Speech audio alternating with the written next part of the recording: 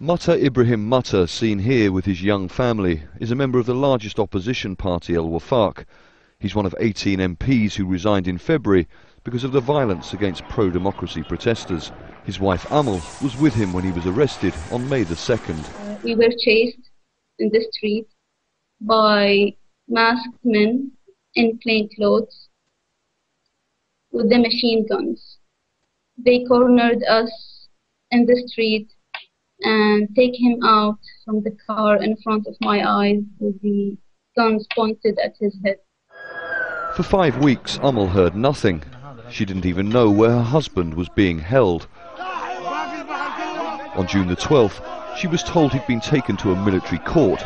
She raced to the courthouse to see him. He'd been in solitary confinement for 40 days and faced charges of giving the media wrong information. She describes the first time her children saw him.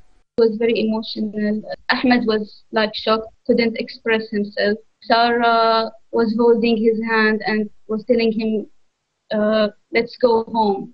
She was pulling him to take him out of the room, to take him back home.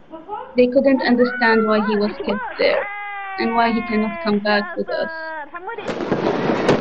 According to the Bahrain Center for Human Rights, Mutta is one of more than 900 people who remain in jail, almost 5 months since security forces backed by the Saudi and United Arab Emirates armies cleared the Pearl roundabout of pro-democracy protesters. Bahrain's king recently set up what he says is an independent international commission to investigate allegations of human rights abuses, including torture and arbitrary arrests. But there is widespread fear of coming forward. People are still don't feel safe to talk to the commission or to testify about what they witnessed because people are still in jail and being tried for expressing their opinion. As the investigations continue, so do the protests.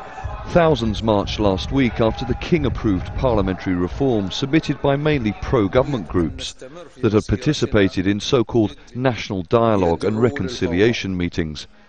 In October, the Human Rights Commission will offer the government recommendations based on what it finds, but it has no legal authority to ensure they are acted on.